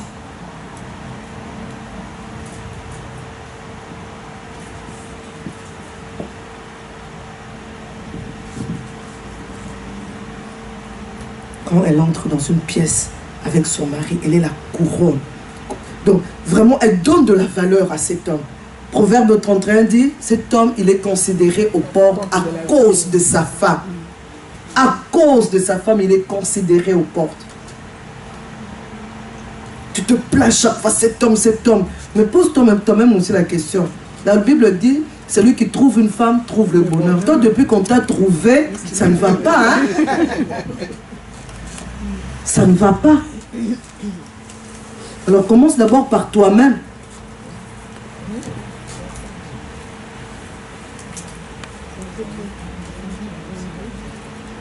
C'est pour cela qu'en tant que femme, Tu dois garder dans ton cœur cette pensée que dans le plan de Dieu, tu es la gloire de ton mari. Amen. Et c'est là, pour que tu restes la gloire de ton mari, cela doit te motiver à rechercher de plus en plus plutôt le Seigneur pour être rempli de lui. Parce que tu es la gloire de ton mari. Si tu ne vas pas tout le temps dans la présence de Dieu, j'aimerais aussi bien expliquer ça. Aller dans la présence de Dieu, ce n'est pas pour qu'aller commencer à dire « Seigneur, donne-moi ». Seigneur, fais pour moi. Seigneur, donne-moi. Seigneur, fais. Tu perds le temps. Comprends qui tu es. Ce à quoi Dieu t'appelle. Quand tu comprends qui tu es, tu iras dans la présence de Dieu. Seigneur, je suis avec Roland. Seigneur, je n'arrive pas quand il hausse le ton, quand il me parle de telle façon, je n'arrive pas à me soumettre. Seigneur, apprends-moi à me soumettre. Apprends-moi à l'accepter avec ses défauts. Tu vois, je prie avec objectif agréable à Dieu. Parce que je veux grandir dans la connaissance de Dieu. Je veux grandir dans la parole. Je veux grandir dans la mission que Dieu m'a donnée. Seigneur, s'il te plaît, quand je vais à la réunion des femmes, toutes les mamans là, elles changent des amis. Même elles partent même en vacances avec leurs enfants, Seigneur. Non, on ira quand? Oui, Dieu va te donner les vacances, après tu vas en enfer. Après tu vas en enfer. Que Dieu bénisse ton mari avec beaucoup d'argent, après il va te tromper. Voilà qu'il reste comme il est là. Et après il va te tromper, puisqu'il n'est même pas bon chrétien, toi tu n'es pas une bonne chrétienne, il a beaucoup d'argent, maintenant il commence à te trouver trop laide, ou bien trop vieille pour lui. Il veut la fraîcheur même. Alors prie plus pour toi, Seigneur, que je grandisse dans ma connaissance avec toi, que je grandisse, Seigneur, que j'apprenne à être soumise, apprends-moi à respecter. Seigneur, apprends-moi bien à m'occuper des enfants. On a dit qu'on doit s'occuper des soins domestiques, Seigneur. Moi, vraiment, la dernière fois que je me suis occupé de ma maison, c'est plus mon mari qui fait. J'ai toujours une raison, je suis fatiguée, moi je travaille plus. Et puis refusons ces choses-là. Moi, je ne peux pas amener plus d'argent que mon mari. Je refuse ça au nom de Jésus. Amen. Jamais, Jacoco, Jaja, je refuse. Si moi j'arrive à 100 000, lui doit être à 200 000. Amen. Oui. Amen. C'est lui qui doit prendre soin de moi, des enfants. Moi, je ne veux pas commencer à me couper en quatre. Du Congo, deux jobs. Pour m'occuper parce que je dois nourrir les enfants. Non. Mon mari, moi, on se disait la vérité, c'est toi le chef de la famille. Et nous, je me disais, c'est toi la maîtresse de la maison. Je dis, moi, si je veux jouer mon rôle, je veux jouer mon rôle. Et toi, si je joue le tien. On a des problèmes pour payer les Minerval. Viviane, est-ce que tu parles à l'école? C'est pas ma responsabilité là.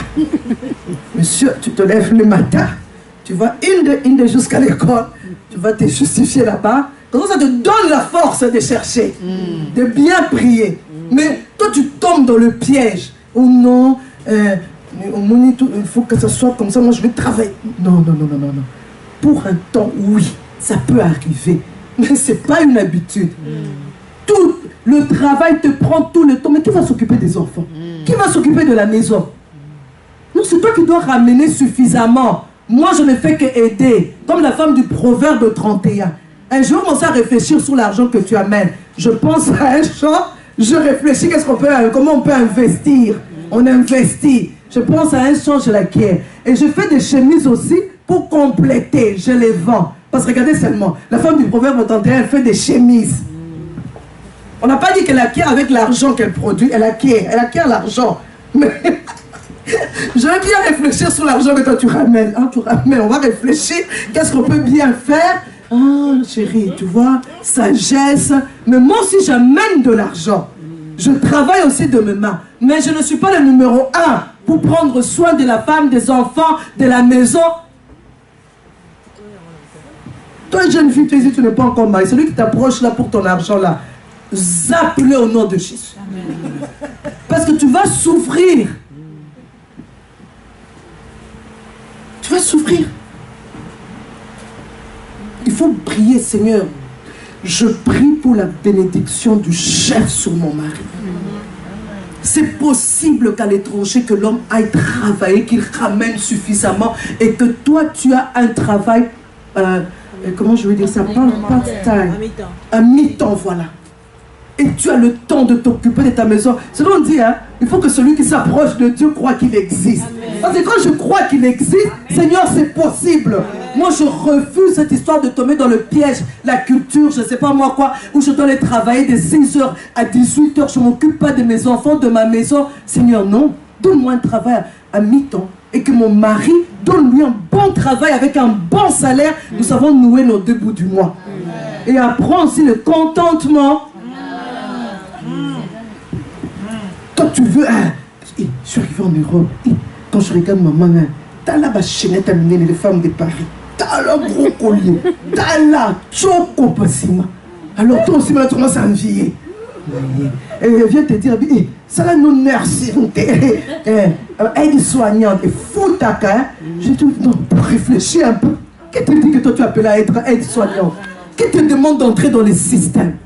Le problème, c'est le système qui nous tue. Qui te dit que tu dois entrer dans les systèmes?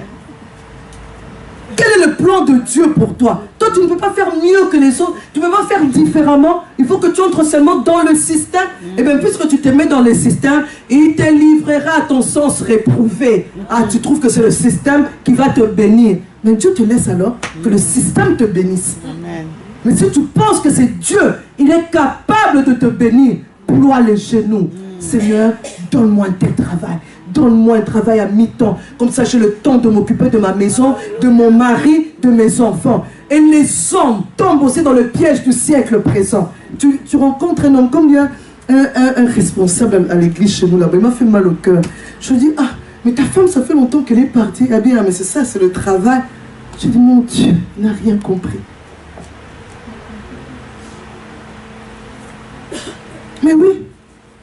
La Bible écrit noir sur blanc. Ne vous séparez pas si c'est pour vaquer à la prière. Parce qu'il va manquer de continence, il peut te tromper. Hein? Les femmes, on est distraits. On est distraits. Oh non, je trouve une solution pour les enfants. Tel vient à la maison, s'occupe des enfants. Tel là, c'est qui? C'est qui tel là qui vient s'occuper des enfants? En 2 mois, déjà en une journée, on peut bien détruire ton enfant. En une journée, même en 1 heure. S'aimer des choses dans ton enfant dont tu ne verras. Comme on a sémé, il faut que ça grandisse, non? On arrose, et puis à un moment donné, ça devient un baobab. Des racines maintenant, les baobabs. Des racines maintenant, le baobab.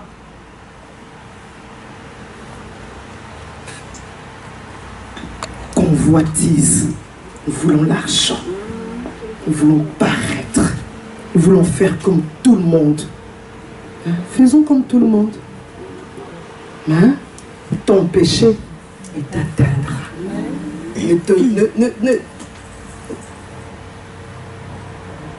Ne te fais pas des illusions. Ton péché t'atteindra. Les conséquences de tes choix seront là. Tôt ou tard, il y aura des conséquences.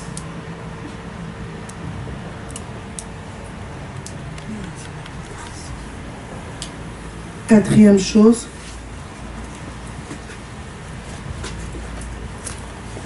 elle doit s'inquiéter du monde, des moyens de plaire à son mari. Donc, comme Tite nous l'a dit dans le chapitre 2, à aimer leur mari et leurs enfants, à être retenus, chastes, occupés aux soins domestiques, bonnes, soumises à leur mari, pour que la parole de Dieu ne soit pas blasphémée. Ça me travaille ce passage. Quand je suis venue ici, non, je travaille. Quand je vais rentrer là, j'ai des fois l'impression, Seigneur, je vais péter un câble ici. Mais Seigneur, Seigneur, je te bénis. Satan, tu es un menteur. Tu m'as créé pour m'occuper des soins domestiques. Je ne veux pas avoir dit domestique. Oui, les femmes dans l'étranger disent, hey, vous êtes bien là-bas, vous avez des travailleurs. Mais ce n'est pas évident. Il faut faire les suivis. Il faut regarder chaque jour. Parce que quand tu n'es pas regardant, c'est là aussi que le diable entre.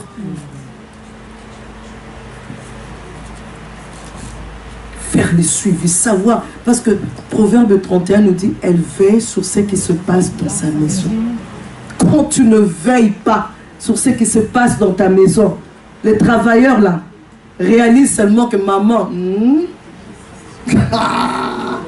moupé pas affairé.com. Ils font ce qu'ils veulent. Ils te détruisent même à petit feu. Tu viens constater après. Parce que j'aime ce que Balaam dit. Il est celui quand il s'agenouille, les yeux s'ouvrent. Quand tu n'es pas une femme de prière, une femme qui... Il y a des choses que tu ne verras pas. Tu vas regarder mais tu ne vois pas. Les enfants sont en train de se détruire. Tu ne vois même pas. Parce qu'il n'y a que Dieu qui peut te montrer que là, ça ne va pas. Regarde bien ton enfant. Regarde ça, regarde ça, regarde ça. Et moi, depuis que j'ai compris ce verset, je m'organisais toujours, Seigneur, j'aimerais me retrouver avec mes enfants. Je me retrouve en tout cas, c'est pas 2 fois l'an, 1 fois l'an, je me force de me retrouver avec elles sans travailleurs, sans qui nous sommes quelque part ici. Nous dormons tout ensemble. Je vois comment mes enfants dorment. On se réveille, nous avons des séances, des prières ensemble. Comme ça, je vois chaque personne. Je commence à bien observer, je les observe. Mais je dis, Seigneur, donne-moi, fais-moi cette grâce-là de me retrouver tout le temps, rien qu'avec mes filles. Comme ça, je commence à regarder bien chacune d'elles. Alors, je dis, depuis qu'elles sont toutes petites, je n'exagère pas dans ce que je dis. Depuis qu'elles sont toutes petites. Reviennent de l'écotine. Qu'est-ce qu'on a de l'écotine? Ah non, Seigneur, sous quoi? Toi, qu'est-ce que tu as compris? Ah, c'est bien. Et qui pense se retrouver dans ça? Bon, si vous ne me dites pas, dites-moi au Seigneur, demandez pardon. Moi aussi, je me forçais, bien que c'était des fois ennuyant, mais je me forçais. Je dis, nous, dans la grande salle, le pasteur a prêché sur ça. Moi, je me suis retrouvée, je leur ai montré que moi aussi j'étais humain. Moi, je me suis retrouvée dans ça. Je vais me demander pardon à Dieu. En tout cas, prier pour moi aussi, pour que je continue vraiment à garder le cap sur telle ou telle autre chose. Et quand on se retrouve ensemble, à huis clos quelque part, on se dit par exemple, nous sommes en vacances pour 2 semaines ou pour 1 mois. Au début, ils disaient, pourquoi on doit encore venir, on fait encore des jeûnes et prières? Je dis oui, parce qu'on n'a pas eu le temps de faire là-bas. Quand on arrive, on va faire jeûne et prière. 3 jours, que chacune dise comment elle va jeûner. Déjà toute petite là.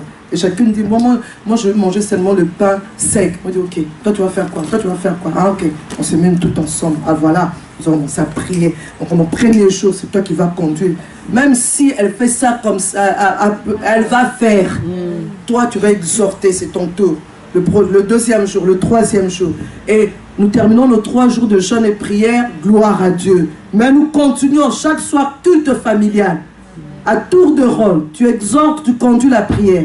Et c'est comme ça, chaque fois je faisais, je me forçais. Des fois c'était ennuyant, des fois j'étais fatiguée. Mais je me disais, Viviane, qui va impacter ces enfants? Qui va les impacter? Je prie avec elles, je prie. Je ne veux pas dire qu'ils sont parfaits. Mais ce que je cherchais à faire, c'est qu'elles puissent voir Christ. Et je leur disais, je dis, vous pouvez étudier dans les meilleures écoles, ça ne veut rien dire. Christ te veut tout dire. Tu n'as pas Christ. Tous ces gens qui ont étudié dans les meilleures écoles sont bien installés, sont bien, ils sont heureux. Non. Je leur dis, c'est pas parce que vous avez étudié aux États-Unis que ça signifie que vous serez les meilleures personnes, les gens bien installés. J'ai dit non. J'ai commencé à leur donner les exemples. Tu vois, cette personne, c'est doctorat. Où ça? Ah, je cite les pays. Je dis, mais toi, vu ce qu'il est?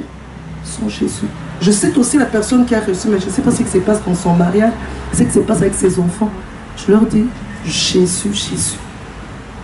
Tout a un sens quand tu mets Jésus en premier.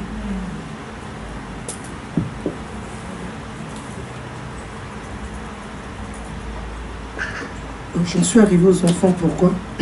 J'étais en train d'aider de s'occuper, de plaire à son mari. Je dois tout faire pour plaire à mon mari. Qu'est-ce qu'il aime en moi? Je dois m'inquiéter de ça.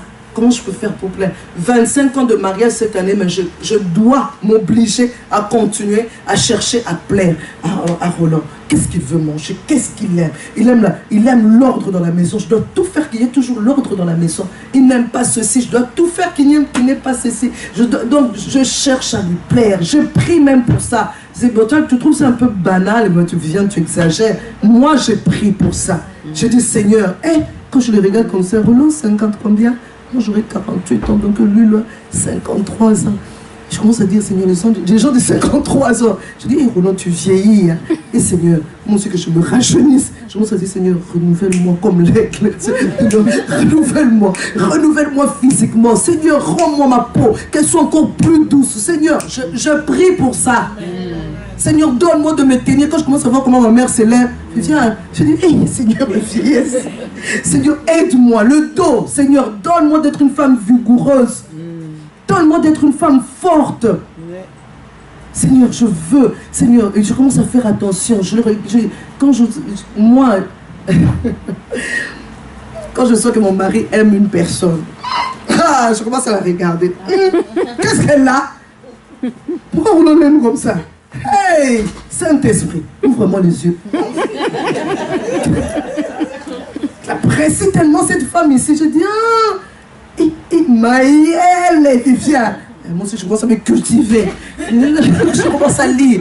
Je cherche le moyen de plaire à mon mari. Parce qu'il aime ça. Pas, on est en train de tenir un débat. Viviane, toi, qu'est-ce que tu as dit? Comme les autres ont dit là seulement. Il est même gêné. La prochaine réunion a dit, je crois que tu vas là, tu parles à l'école des enfants. Parce qu'il veut pas que tu sois là. Alléluia les mamans. Mais toi tu ne te connais même pas. Tu t'habilles d'une manière, tu te poses même pas la question, il aime ou il n'aime pas, ça te dit rien. C'est qui compte, moi j'aime d'abord. On a de plaire à ton mari, pas te plaire à toi. C'est vrai qu'il faut que tu sois sûr de toi, que tu sais, moi je m'aime, tu dois t'aimer. Tu es une créature merveilleuse, mais vis-à-vis de cet homme, ton mari est tout le temps en train de regarder les autres femmes, comme c'est quelque part. Maman Mboui. Yo côté on nous sakana. Moi quand je vois un homme en train de louer une femme, oh, sa femme est juste là à côté. Non, moi Mboui, batika yo, kolamba yo.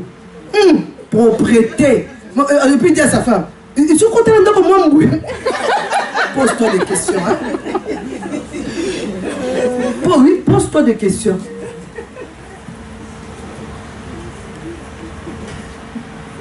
N'oublie pas que si tu ne fais pas de choses, tu fais blasphémer la parole du Seigneur. Amen. Alors, je passe à l'éducation. Le plan de Dieu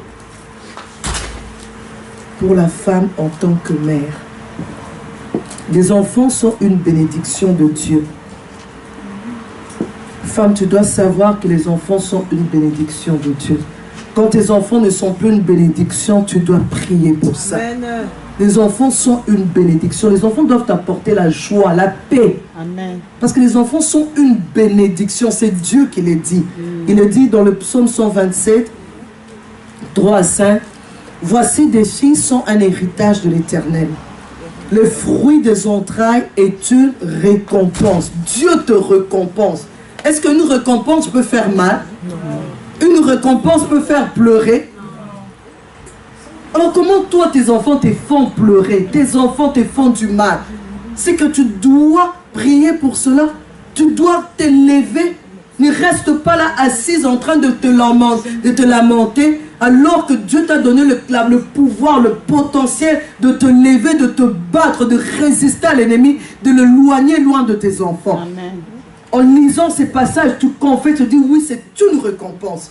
Les fruits de mes entrailles, les fruits de mes entrailles est une récompense. Aucun enfant qui est sorti de mon ventre ne peut m'amener le malheur. Aucun enfant, toi-même tu dois commencer à confesser cela, bénir tes enfants et prier pour chacun d'eux.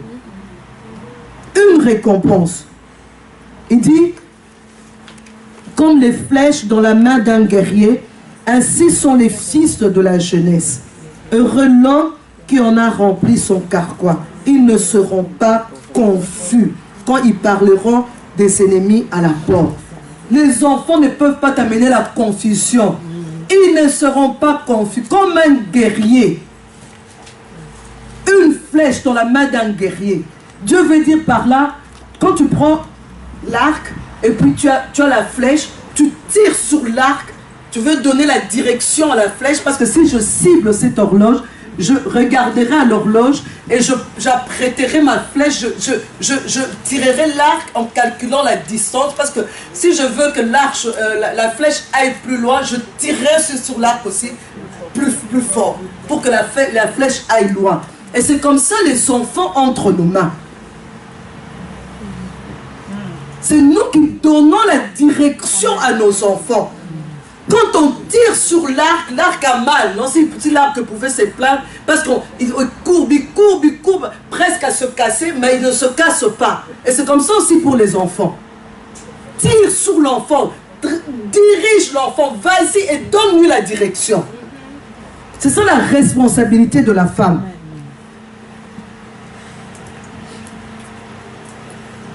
Et sois consciente de ce que Dieu a dit dans Genèse 3:15. Je mettrai l'inimitié entre toi et la femme, entre ta postérité et sa postérité. Dieu est en train de parler au serpent. Il dit que je mettrai l'inimitié entre toi et la femme. Donc il y a hostilité entre le serpent et la femme. Le serpent en veut à la femme. Il s'acharne sur la femme. Oui. Non seulement sur la femme, mais même sur sa postérité. Alors sois consciente de cela, que tu dois être une femme qui craint Dieu. Amen. Une femme sage. Tu veux que tes enfants réussissent dans la vie. Tu dois être une femme sage, parce qu'il y a le diable qui est là. Qui ne veut pas que tes enfants réussissent. Amen. Qui ne veut pas que tu sois une femme heureuse. Il veut que tes enfants te fassent pleurer. Il peut te laisser toi tranquille et dire, celle-là, distraite comme pas possible. Comme elle est distraite comme ça, on va bien achever au travers de ses enfants. Il n'y a que des soucis avec des enfants. Sois consciente de cela. Avoir des enfants, c'est une responsabilité énorme, mais une bénédiction merveilleuse. Et j'aime Dieu. Il est vraiment... Dieu est bon. Il demande à tous les êtres humains de le craindre. Il dit que tous les êtres humains sont égaux devant lui, spirituellement parlant. Donc, les parents et les enfants, nous sommes égaux spirituellement. Parce qu'on peut trouver des enfants plus spirituels que les parents. On peut trouver une femme plus spirituelle que son mari. Mais il demande que chacun reste à sa place. L'homme est chef de la femme et les parents sont responsables des enfants. D'où les parents doivent s'investir dans les enfants, faire leur travail. La femme, elle est celle qui reste le plus longtemps avec ses enfants. Elle enseigne ses enfants, elle influence ses enfants. C'est ce que j'ai dit tout à l'heure. Dieu nous donne des passes en or pour préparer la future société. Dieu nous fait des passes en or. Si il y a 4 filles, ça signifie 4 hommes. Et ça signifie des enfants. Tu vois tout ce que tu peux faire pour changer les choses avec tes 4 filles. Alors investis-toi. Prends du temps pour t'occuper de tes enfants.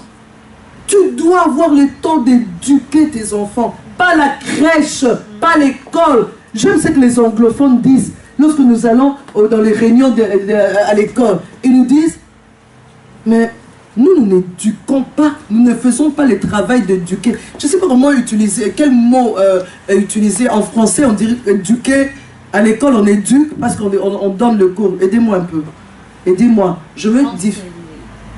Eux, ils enseignent. Mais nous éduquons les enfants. Ils ne feront pas ce travail à notre place. Tu viens te plaindre, l'enfant n'est pas discipliné, mais madame, c'est à vous de discipliner votre enfant. Amen. Il y a une base. Si la base a été mauvaise, ce n'est pas l'école qui va corriger. Non. Ou nous allons l'envoyer à l'internat, comme ça il va apprendre à... Vous-même, vous ne faites pas le travail. Il sera hypocrite, c'est tout. Quand il voit le directeur, il est discipliné parce qu'il a peur, on va accuser chez les parents, on va punir.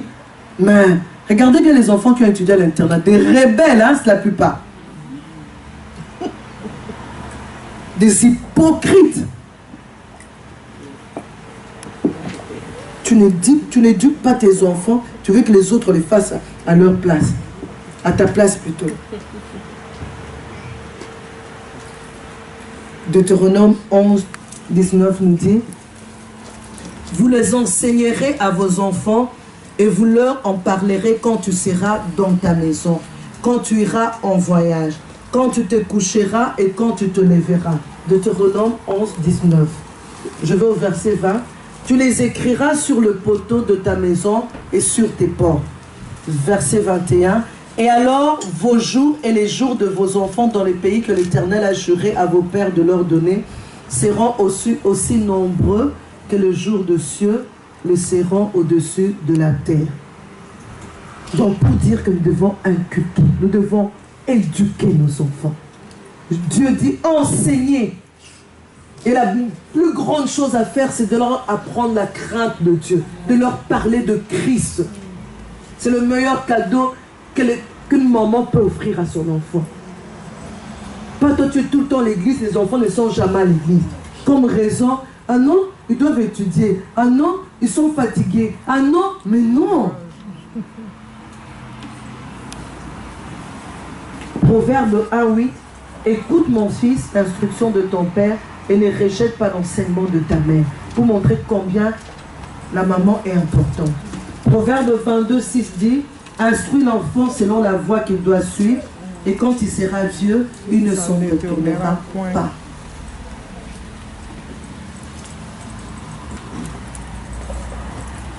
Il ne s'en détournera pas. J'aimerais vous lire quelque chose. Je le lis tel que je l'ai reçu. Cet auteur dit: l'épouse indépendante qui travaille est devenue le symbole principal de la rébellion de la femme contre l'ordre établi par Dieu. Aux États-Unis, plus de 50% de toutes les femmes sont maintenant sur le marché du travail, ce qui représente plus de 50 millions de mères. Et la plupart d'entre elles ont des enfants en âge d'aller à l'école ou plus jeunes. Aujourd'hui, 2 enfants sur 3 âgés de 3 à 5 ans passent une partie de la journée à l'extérieur de leur foyer.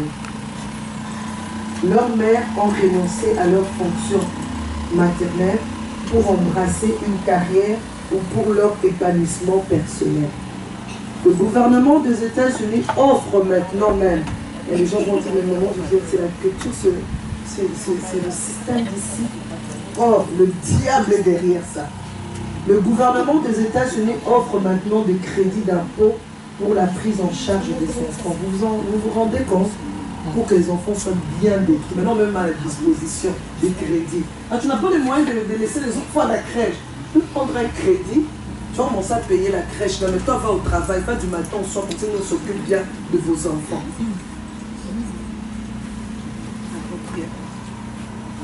Afin que les mères puissent aller au travail. Les résultats sur les couples et les familles de notre pays sont absolument dévastateurs. Les personnes qui ont déjà été aux États-Unis, vous voyez comment là-bas il y a des délinquants.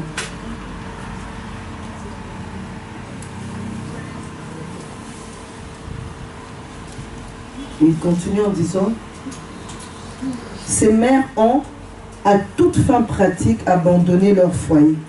Elles se sont soustraites à l'autorité de leur mari et elles luttent pour obtenir leur indépendance sur le marché du travail.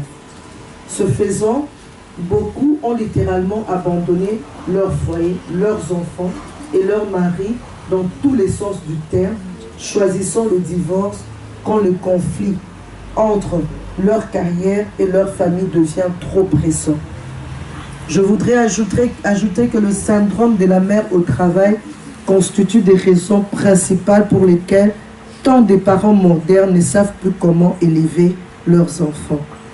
Après avoir abandonné quelque chose d'aussi fondamental que l'ordre établi par Dieu pour la famille, comment peuvent-ils espérer trouver une quelconque méthode d'éducation parentale qui puisse être efficace? Ce n'est pas mauvais. Tout n'est pas mauvais. Mais quand tu fais ton choix, sois conséquente. Quand tu fais ton choix, sois conséquente. Sache quelles sont les priorités.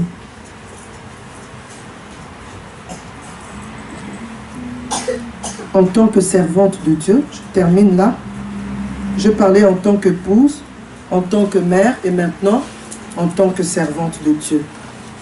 En tant que servante de Dieu, comme je l'ai dit tout à l'heure, il y a égalité entre le mari et la femme. Du point de vue spirituel, il y a égalité. Devant Dieu, nous sommes tous égaux spirituellement. 1 Pierre 3, 7 dit, dans le corps de Christ, il n'y a plus ni juif ni grec, il n'y a plus ni esclave ni libre, il n'y a plus ni homme ni femme, car tous vous êtes un en Jésus-Christ. Non, c'est dans Galates 3, 28, hein? C'est ça. Je me suis trompée, je vérifie un peu. Galates.